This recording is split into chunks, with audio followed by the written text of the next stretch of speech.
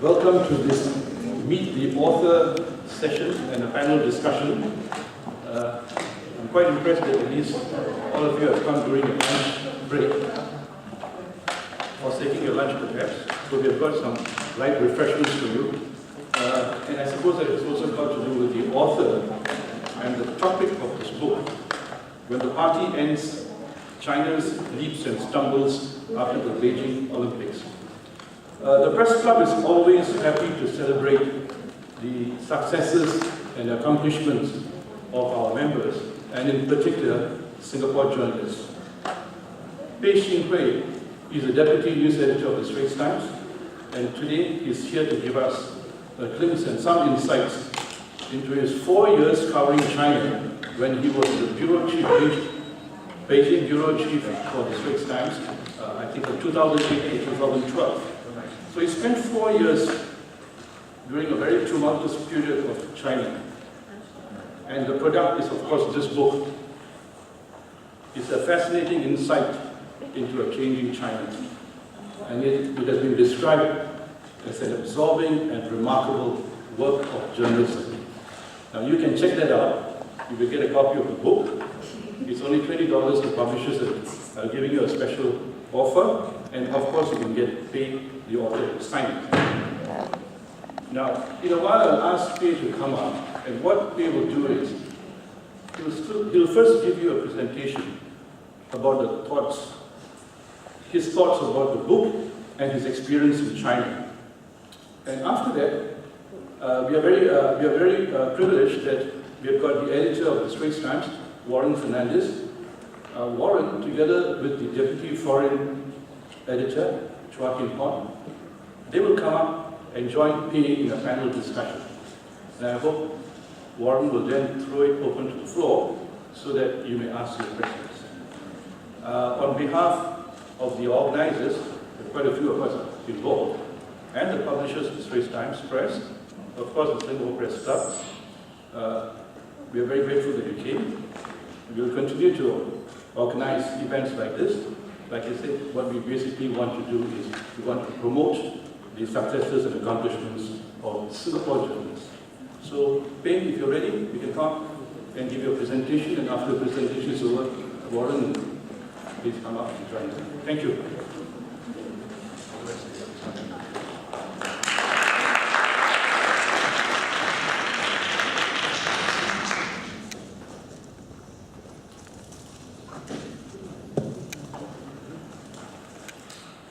Hi, good afternoon everyone.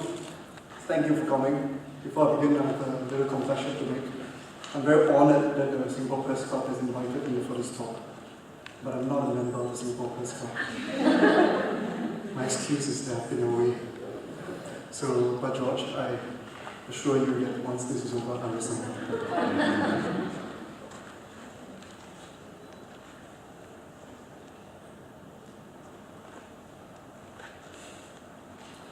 Thank you for coming to this book talk. It's actually the first book talk of my new book, When the Party Ends, China's Leaps and Stumbles After the Beijing Olympics. I did the launch about 2 weeks ago, which was part of the Singapore Writers Festival, and that kick-started the festival.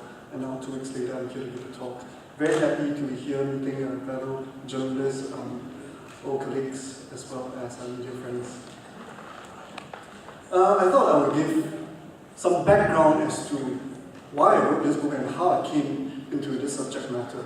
So in order to do it, let me draw you a little bit back to the year 2008, which is the year I arrived in China and started my stint as a foreign correspondent for the Straits Times. So in 2008, the story of China was really the story of the Beijing Olympics. The whole country was gearing up for this mega event. And some of you might recall that China actually lost a bid for the Olympics earlier to Sydney before succeeding with his second attempt. So this was a major event for China. And leading up to the August 8, 2008 opening ceremony, that was what China was all about. The Beijing Olympics, its coming up party. The moment when China is out there on the global stage, its symbolic coming up party as a maybe global power or even a superpower. So after the Olympics, the narrative really in China, among the watchers, among the observers, journalists, was really a country that was somewhat tired, a little bit quieter. Kind of how most of us feel after a big party. You know, you just want to relax, chill. And don't forget that leading up to the Olympics, China went through its worst natural disaster in decades, the Sichuan earthquake. A disaster that took the lives of about 90,000 people. So with the Olympics, the sense of China is one that perhaps want to take things a little bit easier, be a little bit quieter. And you find that even among the foreign correspondents that quite a few news organizations pull back their journalists and said, you know, the party's over, we don't need so many people to come. The Straits Times is actually one of the few exceptions which not only maintained the strength in China but added to it post-Beijing Olympics. So, for myself, there was always this sense that I arrived maybe a little bit too late. A bit, only when the party's ending, then I made it there. So, this narrative actually stayed with me for the next few years. And perhaps the journalists among you might recognize this, that as a newsman, you know, you're chasing the daily news, the daily events, and sometimes you don't pull back a little bit and look at the big picture enough. And that was what I was guilty of, I would say, for several years after Beijing Olympics, chasing the news, you know, reporting, doing my news reports, and not really looking at the big picture. And then sometime in the spring of last year, 2012, on a job at the height of the Bo scandal, I was out there interviewing a key supporter of Bo. So I met a fellow foreign correspondent from the United States, and we were exchanging notes of when we first arrived, and which is very common among foreign correspondents. Yeah?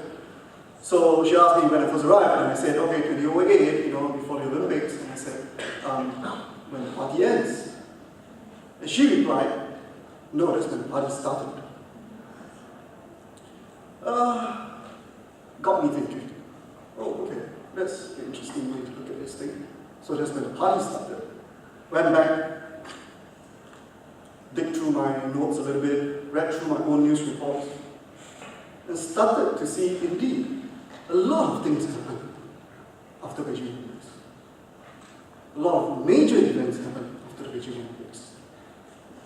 But more than that, a new narrative of sorts was actually forming. And if I can just sum it up, it would be an increasingly assertive China overseas, and perhaps a contradictory and increasingly fragile China at home. And as I look at my news reports, I find something else that was actually quite interesting as well. That between the end of the Beijing Olympics and the end of the year 2008, in a short matter of just, say, about 4 months and 4.5 months or so, there were actually a lot of clues as to what's going to come over the next few years in 2009, 2010, and so on. A lot of clues in just squeezed into that 4 months. Let me just run through a few of these clues with you. First, the financial crisis. 3 weeks after the end of the Beijing Olympics, to be specific, 22 days after the fire was put out in the Bird's Nest Stadium, Lehman Brothers collapsed. We saw the global financial crisis. At that point, symbolically, and I stress symbolically, it seemed that within 3 weeks, we have seen China has reached its peak, and the West has descended to its darkest recession in decades. China kind of followed up on that theme 2 months later. The world was looking to China to see how this country might rescue the world, you know, and China did just that. November 2008, the Chinese government announced a 4 trillion yuan stimulus package. That was exactly the tonic that the world was waiting for. That, this big power is coming to our rescue. Not everything is doom and gloom. And with that, the status of China as compared to the rest of the world, in particular the West, really took a big leap forward. China was, in many ways, eager to show that. And with its technology, with its advances, and just a month after the Beijing Olympics, a major breakthrough. All of us know about China's space program. About a month after the Beijing Olympics, they took its first spacewalk by this man, Zhang. So that made China only the third country after the Soviet Union and the United States to attempt a spacewalk. I like this cartoon here. It says, I'm not sure if you can read it. There's one small step for China and one giant kick in the goodies for America. I think in many ways that sums it up pretty well. At a time when the United States was rolling back the space program, China was going full steam ahead. And we saw that going forward in 2009 when China sent more missions to space, including eventually a female taikonaut. But at the same time, while we're looking at the successes of China after the Beijing Olympics, it was also clear to many of us there covering China that all is not well. Certain cracks were emerging. Certain cracks that would eventually widen so much that some would say almost threaten the stability of the Chinese government. Most obvious is this man, Po Xilai. All of you would know about the story of Po Xilai. Most of you will be familiar with the story of Po Xilai from last year, which is the fall of Po Xilai. Why? Because there's salacious, right? So there's scandal of sex, corruption, murder. So everyone paid attention to Po Xilai. But for many of us in China, the story of Po Xilai started way earlier, and in particular, the story of Po Xilai in Chongqing started right about the time of the Beijing Olympics, right about the time of 2008. And in November 2008, a major event actually happened in Chongqing. There was a taxi strike. Taxi drivers in Chongqing were unhappy with various things, the rise in the number of private cabs, unlicensed cabs, the rise in gas prices. So they had a big strike. Now, the responses of Po Xilai to this strike was interesting. Most local government would choose crackdown. You might choose to lock up a few of the taxi drivers, the leaders. Some may choose to have closed door dialogue. Po Xilai did something completely unheard of in China. He invited the taxi drivers to a dialogue session, and he broadcast it live on TV, on the internet. Unheard of in China, because most Chinese leaders are not so comfortable appearing live. He did it. More importantly, he did it really well. He was so charming. Taxi drivers were bought over. Taxi strike resolved. So that instance actually showed us that this guy, Po Xilai, is something, he's different. He's different from the rest of the Chinese leaders. And eventually, it would prove true that he would embark on a series of all these very interesting, very novel experiments, which would eventually bring us to the downfall of 2012. More than that, in December 2008, Chartered 08 was uploaded online. This is a manifesto urging the Chinese government for democratic reforms, respect of human rights. And we know China has always had struggles with human rights issues. With this manifesto, the Chinese government showed that they are not willing to tolerate even the slightest provocations. So they went after the ringleader, in this case Liu Xiaobo, this man here. And soon after the manifesto was uploaded online, Liu Xiaobo was locked up, and he has not been seen in public since. Those of you who know, because of this, subsequently he went on to win the Nobel Peace Prize. He is, or he was, the first Chinese mainlander to win the Nobel Prize. So the cracks that we're talking about started emerging, and the issues with dissidents, with activists, became more pronounced. Last, food scandal. So much has been written about food safety problems in China. But the biggest one today happened, or rather, the news was released, was leaked in the first week of September. The melamine milk scandal. Hundreds and thousands of Chinese kids and babies had kidney problems because melamine was illegally added into their milk. 6 died. This remains till today China's biggest problem, biggest scandal when it comes to the food safety issue. And that again also came out soon after Beijing Olympics, giving us a slight hint, if you would, of what is to come. I would like to read 2 quotes to you now that in many ways sum up this transition, this pivot of China post-2008. The first is by China's former ambassador to Japan, Chen Jie. Let me read it out for those of you who might not be able to see what I've projected here. Chen Jie said, and I quote, "Two major events occurred in 2008, changing how the people of China and the United States look at themselves and each other. The 2 events are China's Olympic Games and the financial tsunami in the US.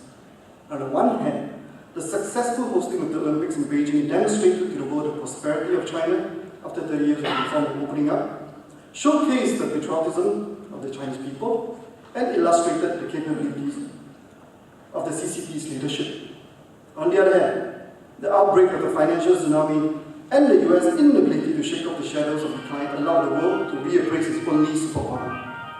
The US is beginning to degenerate. China is looking like it will surpass Japan and catch up with the US.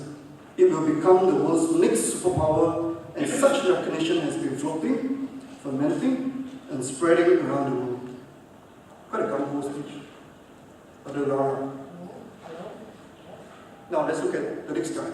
Sun Li, Tsinghua University professor, very influential thinker in China, and for a lot of us, his biggest claim to fame was that he was the PhD advisor to Xi Jinping. So this guy knows what he's talking about, or at least we hope. Now his quote, and I'll read it out to you. It's less optimistic. He said, and I quote, "I've long thought that the impact of the Beijing Olympics on China was very deep, much more than a matter of dollars and cents. The highly cautious attitude of the leadership in facing such a grand event of this kind profoundly impacted China's historical path even afterward. The Olympics marked the beginning, it can be said, of the ascendance of the stability preservation regime in China. Looking back now, it might be the Olympics was something we did that we ought not to have done." So as you can see, not quite the same view. But again, both looking at the impact of the Olympics and to a certain extent the financial crisis, the impact of these 2 events have on China and the rest of the world. Taken together, this contradiction, this tension is what I try to capture in my book. And let me briefly run through just what I have in my book. I divided it into 3 sections. I like pandas, so I chose this. So I divided it into 3 sections. First, the rise of China. The first section of the book, I focused on how China was really showcasing its arrival with mega events like the Shanghai World Expo, like the 60th National Day, with technological advances like what I mentioned earlier, the space race, high-speed rail, skyscrapers, stuff like that. At the same time, what China has done overseas with diplomacy. So it's increasing assertiveness when it comes to Sino-Japan relations, which a lot of us have seen in the last year. It's assertiveness as well when it comes to Sino-ASEAN relations, which we have also seen with the South China Sea issue. And even something as seemingly less political, like climate change. That captures the first section of my book. The second, I look at how China remains a fragile nation. There are various aspects which I touch on in the book, but here I'd just like to point out a chapter, which is chapter 5. I talk about the mass movements, the challenges of groups that groups offer to the Chinese Communist Party. Now, every year since 2008, we see one major movement. 2009, Urumqi riots, worst ethnic riot in China in decades. And this is the picture that I took while covering the riot on July 5th, 2009. 2010, labor unrest across southern China, pushing for higher minimum wage and better work conditions.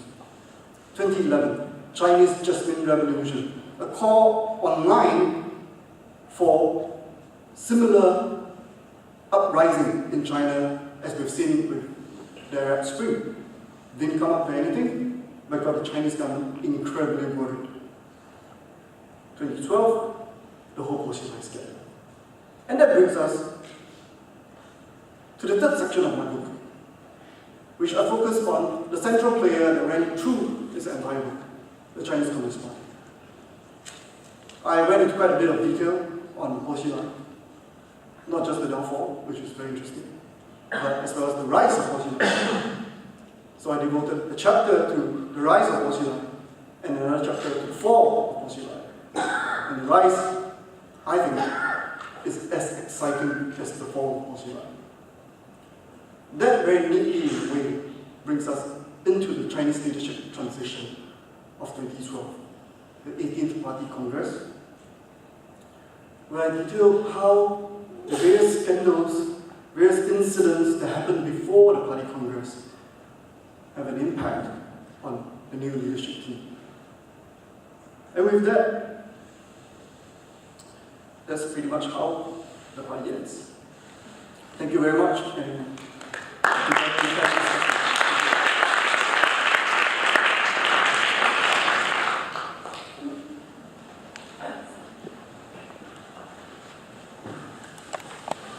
first of all, I'm really happy to have these two young gentlemen next to me today.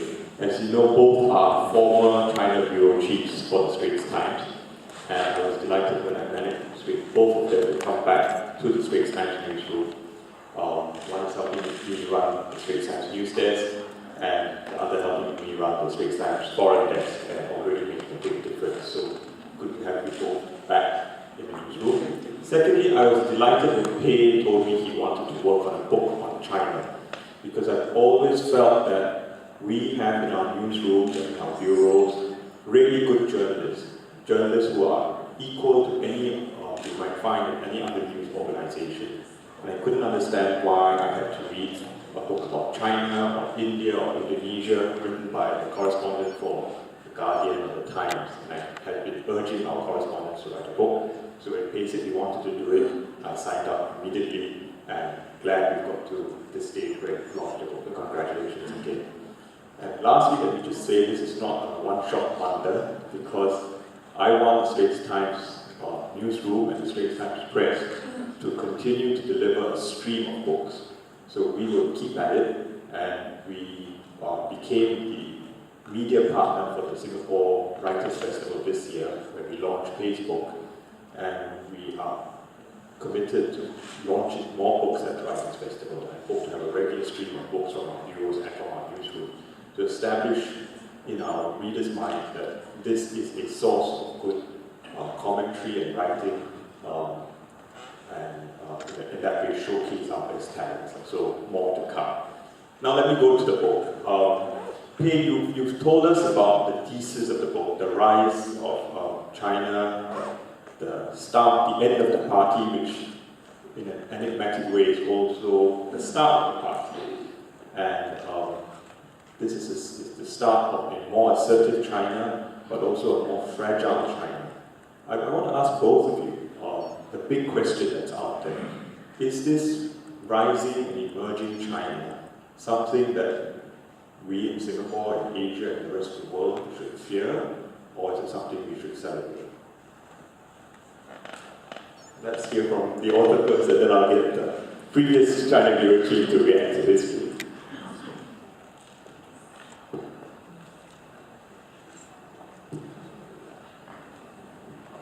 I was hoping that Jim would go first. I didn't take over his job in Beijing. Okay. Should we fear China? I don't think so. I think that the rise of China is really the story of our generation, an achievement which a lot of Asians are very proud of. When we reported on the Beijing Olympics, when I reported on the big event events like the Shanghai World Expo, 60th National Day, I always get readers' feedback saying how proud they are that China is able to hold such mega events, to be standing tall. Of course, everybody knows the history of China, at least in the last century, the kind of problems they've been through. So I think that it is a rise, I think it is an the achievements such as going to space are all things which all of us here in Asia should celebrate and should be proud of. But at the same time, I think that there is a persistent worry that the rise of China, a more powerful China, may not be that nice a country. And the events of the past 2 years, when we're looking at something like the South China Sea, raises concern that if indeed the Chinese should come to one day have control over this region, will we still get the freedom of navigation which a small country like Singapore requires for trade, for our economy to survive? Will we still get the freedom of navigation which we have enjoyed and dare I say almost taken for granted for decades? Will we get that? I don't think there are enough reassurances coming out from Beijing. And having more of that would not hurt, because most of Asia, or perhaps all of Asia, are made up of countries which are smaller than China. China is an incredibly big country, incredibly big power. Perhaps some would say they're esteemed to be a superpower. And when you're that big, I think all the more you need to put in extra effort. Go the extra amount to reassure your smaller neighbors, including a tiny country like Singapore, or especially like a tiny country like Singapore. Reassure us that when you are there, if you're not really there, all will be fine. Everything will be great. And it goes beyond just words. It has to be in actions. I don't think we've seen enough of that. Thank you.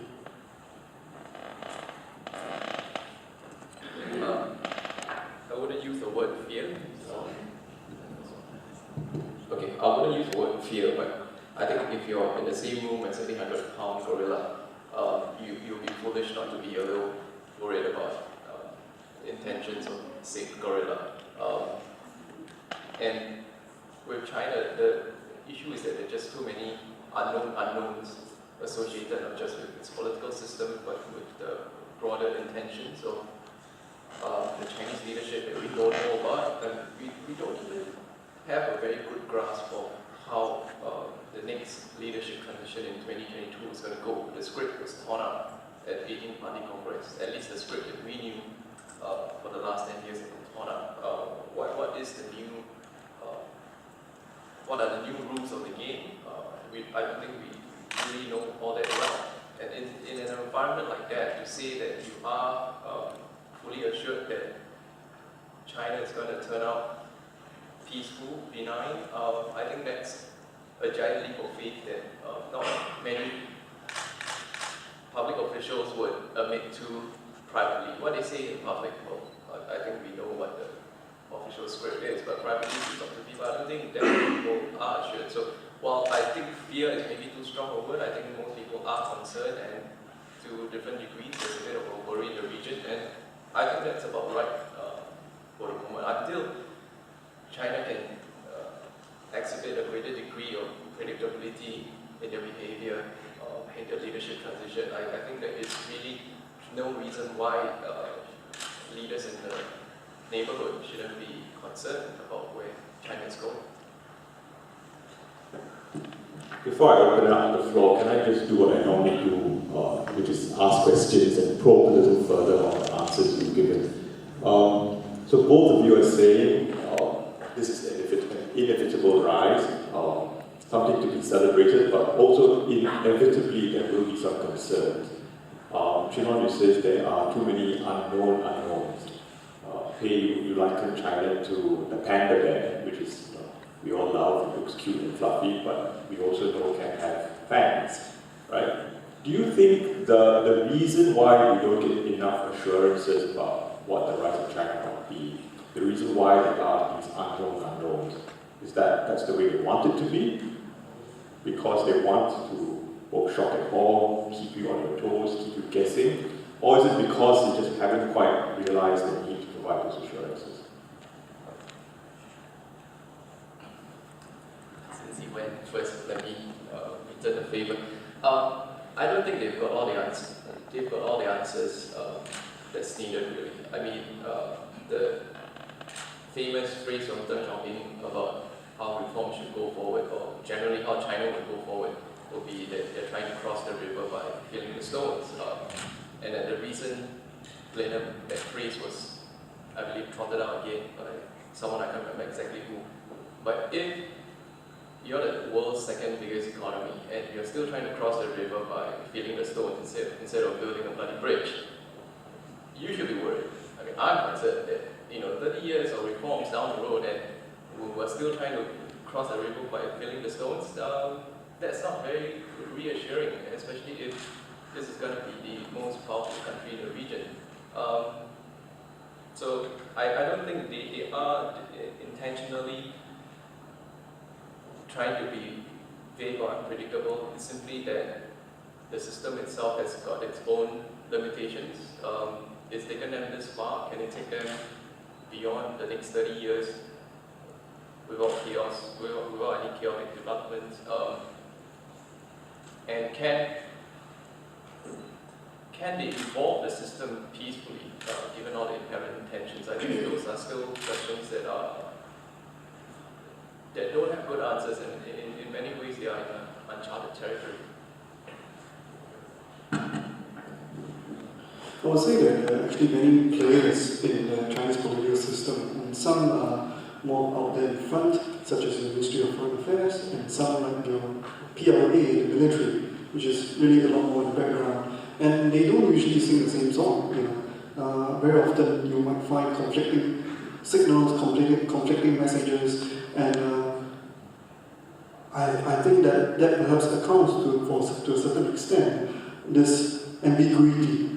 Of course, that's not discounting the fact that I think within the Chinese political system there is a desire to be intentionally vague, so as to keep you guessing, keep us on our toes. Sure, but my take is that at a time when, as Jim said, you're the world's second largest economy, and you have growing ties with Asia and the rest of the world, you're no longer a close-up country as was the case in the 1970s. Can you afford to be this big?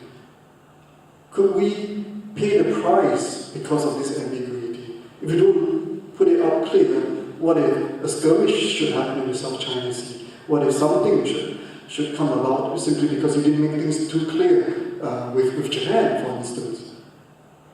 If the planes which Chinese have been sending to circle Diaoyu Island and Senkaku, if it should one day be brought down accidentally by the Japanese, are we looking at a major war next? Because if something like that should happen, I think that the Chinese public will be paying for blood.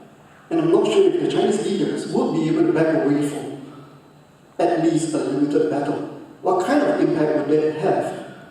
Not only on bilateral relations, but regional peace. I think my guess is as good as yours. Everything's just going to go haywire. So, with his growing strength, I think clarity is required, not ambiguity. And the different players within the Chinese system need to come up with a more united voice. Okay, I think that's got us off to a good start. Can I open it up to questions? I'm sure you have many questions. Yes, David. Where do both of you see this massive investment in infrastructure right around the world? If you look at it's every single region, they're investing in energy, they're investing in vital infrastructure, not just peripheral infrastructure. They're building a deep sea port in Sri Lanka. They're investing in energy right around their borders. They're investing in a canal in Central America. Where do you see that going? Thanks, David. I think you perhaps hit the nail on the head, and that perhaps is the biggest advantage of China going forward when we're talking about geopolitics. They have money, lots and lots of money, and they're not afraid to invest everywhere in the world. So we've seen it happening in Southeast Asia, and of course in Africa, and now we're seeing it spreading across the rest of the world. Clearly, when you're putting that much money into especially poor countries, you're going to increasingly have a say in how they manage their affairs. And if I may just cite one example, what happened last year in ASEAN Ministerial Summit when in Cambodia, when ASEAN was not able to put out a joint statement for the first time in its history. And the reason was because Philippines and Vietnam wanted to include in the report the South China Sea issue. But Cambodia, being seen very much as as a country that was in the pocket of China, refused. And the deadlock was eventually led to ASEAN not being able to issue a joint statement for the very first time. Why was Cambodia so adamant about it? Why was Cambodia so much in favor, in line with Beijing? I think a lot of it has to do with this infrastructure you're talking about, whether you're talking about mega stadiums, railways, anything. And with that, you're going to have quite a bit of control, and perhaps that is the intention of the Chinese. And going forward, what happened in Mount Pat last year, my guess is we're going to be seeing it a lot more often in the rest of the world. I don't have the answer. I don't have any insider information on that, so it's hard to answer that question precisely. But I think your question leads to a more interesting question, which is, does the Chinese have a grand strategy, not just for the region, but for its global status as a superpower? With all these chess pieces that it's put in place, does it add up to a coherent strategy? Does it have any overarching ambition? That is still widely debatable. Analysts are not quite convinced that China is able to plan or actually execute that far simply because of its internal tension. So I think it remains to be seen, but I think it's definitely a question that we should be asking in the next 10 years or so. If China does have a grand strategy, what is it, and what does it mean for this corner of the world? Yeah, and there's a fascinating account in our book by Financial Times bureau chief, right, James Kidd, and his book is How China Shapes the World. And there's a chapter in there, and sometimes I read it, but there's an account of how in the 18th and 19th century, China ran out of wood to build ships, and that constrained its ability to trade, its ability to defend itself. And that left deep-seated memories in its leaders that if you don't have infrastructure and resources, you get taken over and beaten. And they learned that lesson well, and they're not prepared to let it happen again. So I suspect this deep water port, this quest for energy, this quest for iron and various other minerals, is to make sure they don't run out of resources to constrain their own development and then be at the mercy of other players. That's my own sense. I think if you read that account, it's quite fascinating. But that book is several years old now. You ought to read Pate's book, which is far more current. Any other questions? That's all I have. This gentleman here, please. I'll come around to you quite in a minute here. Mr. Chairman, I'm Ronald Lee. I'm an associate member. If I may, I would like to ask two questions. The first one is, what do you think most Eli hope to achieve by appealing his conviction? You see, in Singapore's context, when you appeal to the Court of Appeals, your sentence can either be reduced or it can be enhanced, as with the last two Chief Justice. So, is he trying to garnish, gather support? The second question is, with this accident or bombing in Tiananmen Square, since the fire is now started, do you anticipate that more such things will happen in different parts of China, and will outside power support this sort of bombing just to create problems for China? Thank you. Thank you. First question, why was Eli appeal? In China, unlike Singapore, if you appeal, there will only be one result, you'll be rejected. So clearly, that's a good question, why do you do it? I believe that it's because he wanted one last shot and he wanted to prove that he pushed this system to its maximum and he maintained his innocence. That's what he wanted to do. And one last shot at getting himself into the news, knowing that the government would allow it, so that the government can show how rigorous the legal system is. Because right after the appeal, you will not see Posila possibly for the rest of his life. That's it. That was his last chance. And to a certain extent, you can say that that appeal has paid off. Because one of the supporters just formed a political party. So there was a story that came out of China last week. It's called 阵线, if I'm not wrong. And formed with, and they named Posila as their lifetime chairman, I think. So you can be sure that the woman who set up this party might join Posila really soon. So that is the first question. Second one is on the car crash and the burning at Tiananmen. So I think we need to clear up a few things first when it comes to that accident. One, is it a terrorist attack? And two, or is it more likely a suicide protest by a disgruntled family? Because the news suggests that the 3 people who died in the car, they are actually family members. So let's put aside the second scenario and go with the first scenario, which is that it's a terrorist attack, because that's how the Chinese government cast it, although it's not clear that indeed that it was a terrorist attack. But let's assume that it is. So now, why did these people take their grievances all the way to Beijing and do something as dramatic as that? You know? So we look at the whole Xinjiang problem, the whole Uyghur problem, and Uyghur problem has always been cast by the Chinese government as one of separatism, terrorism, extremism. I would argue that the Xinjiang problem is none of these. It's economics. It's cost of living. It's inflation. When I was covering Xinjiang, I made a few trips there during the riots and subsequently. And I spoke to quite a lot of Uyghurs, man on the street, and I asked them things about separatism, whether they want to break away. None of them said yes. In fact, none of them ever brought up this issue. When I asked them, so what are Uyghurs unhappy about? The answer is, property prices are so expensive. My son can't get a job. My son just graduated from university and he couldn't get a job. So he's still staying with me. He's shining shoes. We couldn't afford to buy land for Koban. So he asked them, so I asked them, the Chinese government pumped so much money into Xinjiang, you know. Surely life has improved for you?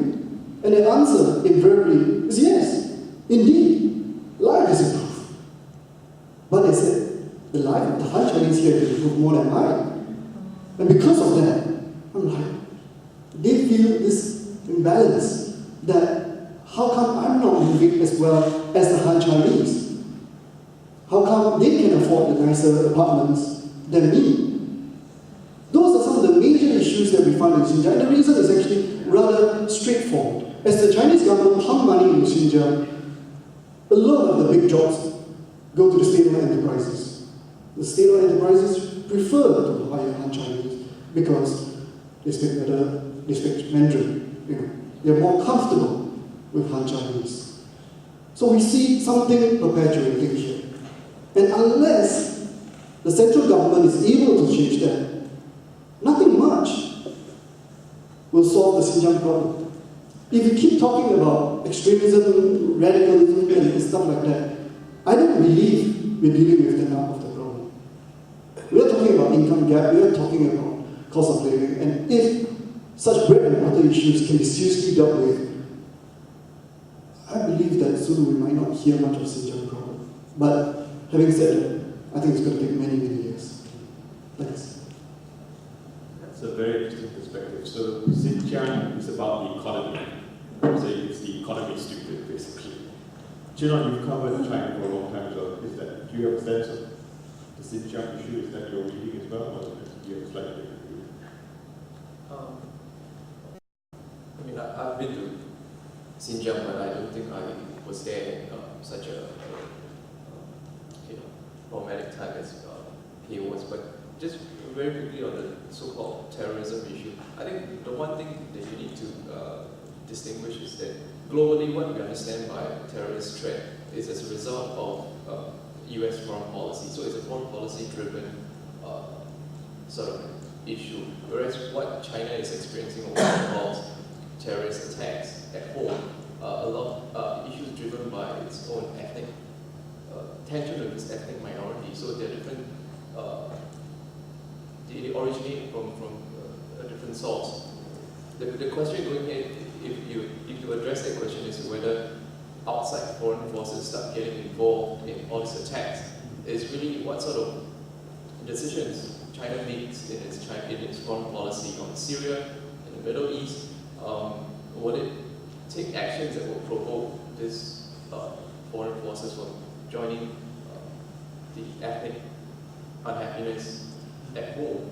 I don't think we've seen it yet to make the argument that Al-Qaeda will link up with Uyghurs in Xinjiang. To me, sounds a little too far-fetched. The issues are all very different. They're motivated by different reasons, so I would not conflate the two. So to say that there's a foreign element involved at this point is just something not backed up by facts. So it's just not an argument that I would go with at this point. Quite, you got a question?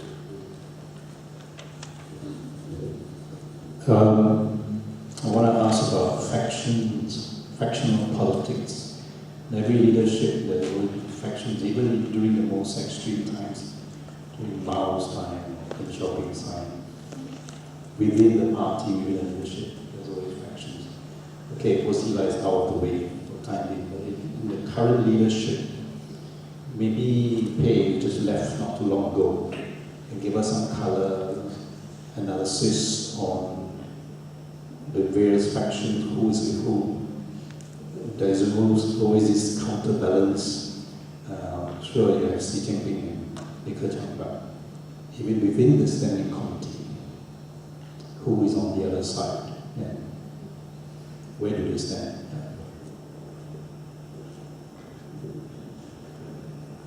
This thing about factions in Chinese elite politics is quite correctly pointed out there. It's been going on for as long as Mao's time, and it's always been there. But what I find interesting with this new leadership, this 7-man team, is that the factional balance has somewhat gone awry. So before that, we can largely discern two factions. One that is headed by Jiang Zemin, and the other one headed by Hu Jintao. I'm trying to be fairly clean, simple here. And the understanding has always been that for Chinese politics to work, especially after the era of strongman, which is Mao and Deng, that you need to have a factional balance in order to have harmony within the Chinese Communist Party. And so that pretty much informed the way most China watchers look at Chinese politics since mid-1990s all the way to Shibata, the 18th Party Congress. But with this new lineup, it's rather distressing, I would say, to a lot of China watchers, because of the 7, only 1 man can be seen as part of Hu Jintao's faction. The other 6 are either all part of Jiang Zemin's faction, or at least closer to Jiang Zemin than to Hu Jintao. What does that mean? I would say that given that Xi Jinping is one of these 6, we are probably going to an era where Xi will be a far stronger leader than his predecessor. And we see some of that with the third party, with the third plan just this week, when Xi was able to push through this State Security Committee. We don't have a lot of details about that, but that seems to be a strong move for him to consolidate his power. And as it is, when he was first made leader in November last year, at the get-go, Xi Jinping was able to put 3 titles in one hand, in his hands: State President, Leader of the Party, Leader of the Military. Hu Jintao was not able to do it at the get-go. Neither was Jiang Zemin able to pull that off. So the fact that Xi Jinping could get this going from day one says a lot about Xi Jinping, and that he is in a committee that is, you could say, stacked with people closer to him, closer in terms of alliances, maybe even in terms of political ideology. I I think that that's a good sign for Xi going forward if he wants to push through big policies, big changes, which many watchers thought that the Hu and Wen administration was really too slow, especially in the second term of their administration. I think we have time for one or two more questions. Gentlemen over here, red, the mic to it, please. Yeah, I'm interested on your thoughts about innovation in China. You mentioned in your presentation about some of the technological leaps that they're making in space and so on. Yet I do question the ability of China to actually innovate versus the West. And to give you some color around it, I'm a businessman that competes against the likes of Huawei. Indeed, I would say an 18,000-pound gorilla in the room right now. Very hard to compete against. They have enormous financial muscle. Yet what they do is they essentially copy what I do. They don't innovate. And indeed, they put a lot of companies like Alcatel-Lucent and Nokia out of business through copying and through price advantage. I see a lot of headwind for China going forward because they don't know how to innovate. And you put that against the other headwinds of demographics, aging population, trends of reshoring, manufacturing back to the US, even Chinese companies moving manufacturing to Ethiopia. I'd like your thoughts as to, do we see in 50 years another Japan? And Japan had the ability to innovate. Do we see China actually really being able to truly innovate? Do you see that in the mindset of the people within China, or are they conditioned not to question, not to be inquisitive?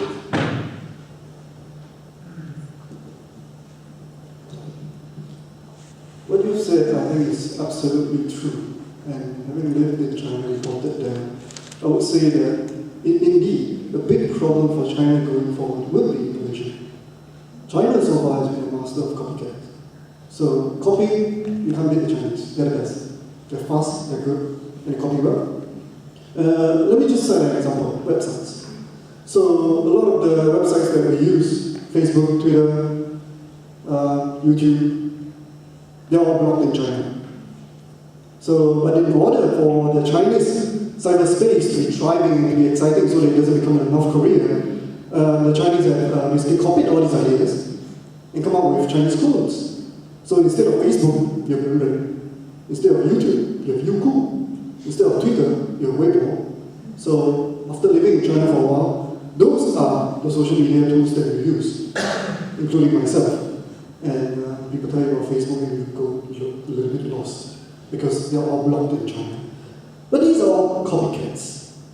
And a friend who is in the e-commerce, in the internet industry in Beijing, told me that if you're pitching an idea for a new startup in China, and it's a fresh new concept that no one has heard of before in the world, no one will give you a cent in China. But if you say that I'm going to copy this thing that is taking off in the States, money will be pouring to you in no time. Everybody in China wants something that's proven, try to invest it. If you want to innovate, sorry, I'm not going to give you money. Now, having said that, again, looking at these examples, all your clones, all your Facebook clones, all your YouTube clones, have actually taken on the product and improved on it. So, for instance, Twitter allows you to just do, well, we know what Twitter wants us to do, but Weibo actually takes the Twitter model and added to it, and gave it a lot more features, made it a lot more user-friendly, so much so that a lot of Singaporeans that I know after getting used to Sina Weibo don't really want to use Twitter anymore. So they are able to take the product, copy it, of course, and improve on it. And if they're able to maintain it, I wouldn't rule out the likelihood of China becoming the next Japan, being able to innovate. For now, perhaps it's a bit hard to see anything coming on board. But that is the next challenge for China. If they can overcome this innovation barrier, But for now, there's not enough incentive for them to even do it. Copying works pretty well. They can make a lot of money just by copying. Yes, please.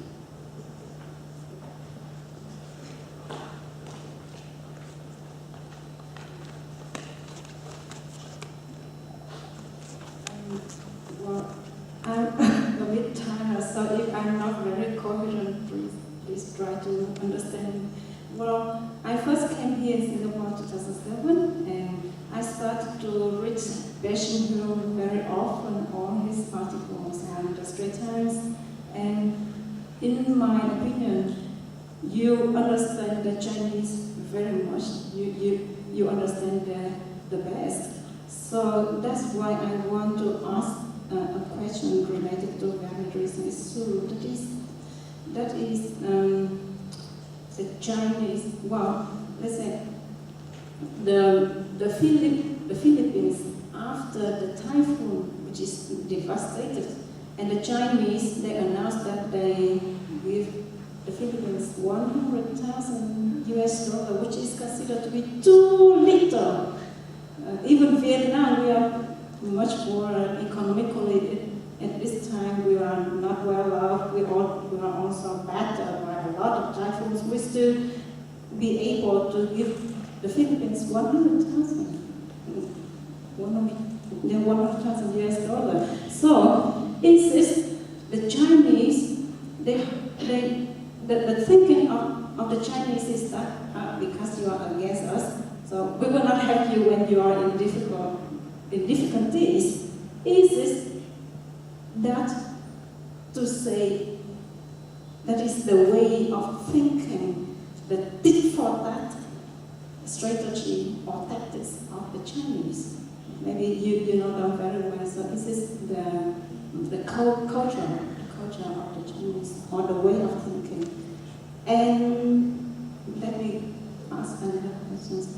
I'm a little bit doubting about what you say. Different level of authorities of China seems to be not united in terms of dealing with the territories disputes. Yes, many experts, many analysts like this says the same, but I myself don't really believe in that. I think China may have bigger ambition. Let me tell you an example. In May 2011, the Chinese maritime force, they cut the cable of Vietnam oil exploration vessel. After that, many people told me that because the central government could not control the maritime authority, and that is the act of a lower level. But I don't think so, because right after that, the Chinese government did a lot of other things in order to enhance their plans in South China Sea, such as setting up the seaside district, something like that. So we don't really think that is because of the fragmentation or the ununification of the authorities. So you're skeptical about that, maybe we can hear. Can you reassure me about that? Thank you. On the typhoon and the aid of 100,000, I think that everyone, and I mean everyone, will agree that is a bit stingy. And I believe the message was meant to tell the Filipinos that because we were upset so much over the South China Sea, so we're not going to be as generous. I think if the typhoon happened in Cambodia, it would be a lot more than $100,000. Having said that, to be fair to the Chinese, they've since recognized that $100,000 really doesn't look very nice. And so they have upped their aid. So they've increased, and they're giving more money. So that perhaps brings us to what Jinon said earlier about the lack of strategic thinking. That there isn't this coherent plan that they have, which was also mentioned in a quote by Chen Wen, director of EAI, in a commentary today in Straits Times by my colleague Colin Wei, the current China Bureau Chief. So I think that is the case. And if I may just very quickly address your second question about China's aim to be number one, to be more, I have no doubt about it. China's aim is to be number one, not number two. They have to be the first. And that is where China is moving towards. What the world is, and for a lot of people, that seems almost inevitable. But the fear for a lot of people is how will you behave on your way there, and more importantly, how will you be when you get there? Okay, shall I take one last question? Who's got a burning question before we wrap up? Run out of questions. Okay. We've gone over time, so I pay mention our new bureau chief in China, Ken Pei, who has taken over from these two gentlemen. So I hope you'll continue to read the commentaries and the coverage of our China, from our China bureau in good hands now. And if you found today's session interesting, we've got another forum coming up at the end of this month, the Straits Times Global Forum, Pei will be speaking at, together with our Japan correspondent, Wei Kim, and a few other panelists, and the Foreign Minister of Singapore will be the keynote speaker. So this is a forum we do every year where we get our correspondents back to Singapore to look at the big issues that might play out in the year ahead. And it's something we started last year, and this will be our second year. So please join us for that forum on the 29th of November at Shangri-La. So thank you for coming, and I think Pei will be around to sign copies of this book. Thank you.